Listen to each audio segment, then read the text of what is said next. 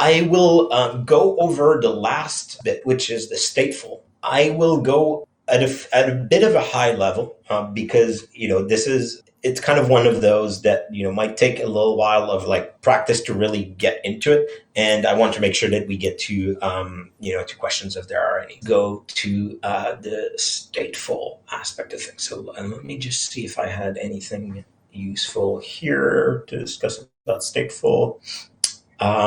Not really. Okay. So what is stateful? So in the doc, you'll see we have stateful. I mentioned this is kind of it looks similar to DNR rules, and it's again in the same space and everything, but it does a ton of magic for you in the backend with regards to keeping track of the relationship between things. The main two ways that you can tell, hey, this is a stateful rule, is by the use of one of two operators.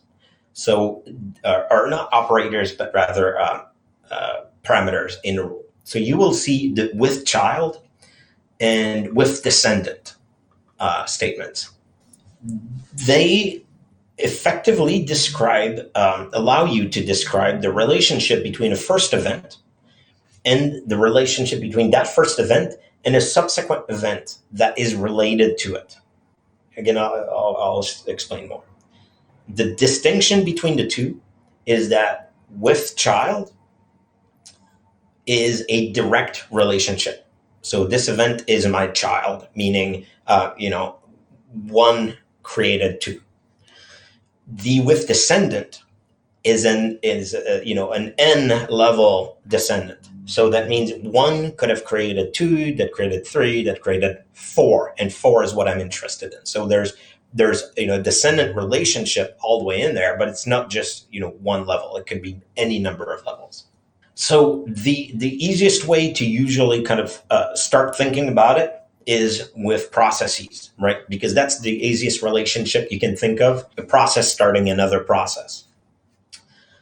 In this case, here's an example rule, right? Where, again, this looks very, very familiar. This is a normal stateless rule, right? If a new process with a file path ending in command.exe ends with a value, ends with the value command.exe, then the first part here will match. But we have the with child clause right below. The with child clause is telling the engine, hey, whenever there's a match on this first part, I want you to remember this match.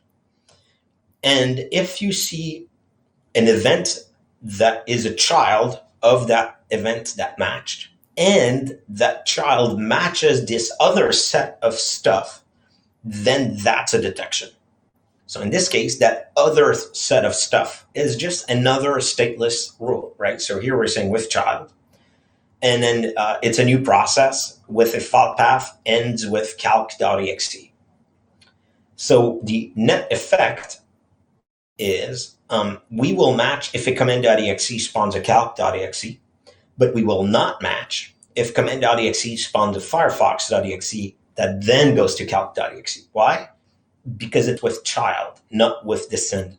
So if you switch that to descendant, then you get, as far as the eye can see, like any number of relationship. So here's an example actually of this. So we could, add other steps with descendant and that would match.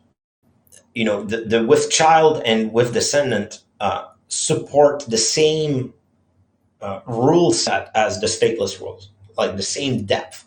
So in this case, you can see that the characteristics to match below a child can be complex. So here I'm using an and. So I'm ending. So if it's a chrome.exe, let me rephrase this. The with child, everything under the with child doesn't have to apply to a single event. It can apply to any number of events as long as they're all the child of that same root event. So here's an example of that. I have outlook.exe, so I'm looking for Outlook. If it has a child and it has a child that is that ends with chrome.exe, so if my Outlook spawns a chrome.exe, and if my outlook.exe creates a new document that ends with PS1, which is a PowerShell script. I want this to match. It does. So the starting nucleus of this rule is the outlook.exe, right? That's the scope of my detection. But the end here will apply to all of the children events of my outlook.exe. So I could have a Outlook start. 2 minutes later, I could have Chrome start, and then an hour later, it writes a document.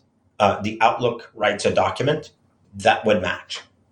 So there's a way to have multiple clauses, like multiple operators relate to the same thing, and that would be with the is stateless statement.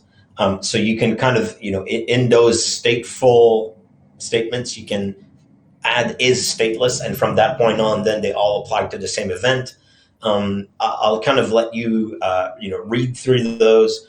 The last part that I'll mention is that the stateful operators also have things like count, and I believe it's within.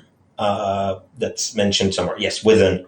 So these will allow you to say, if it spawns Chrome.exe 3 times. So count the number of times and only match after that number of times. The within allows you to say within 5 seconds if it does the following things. So that allows you to put some time bounds against those as well.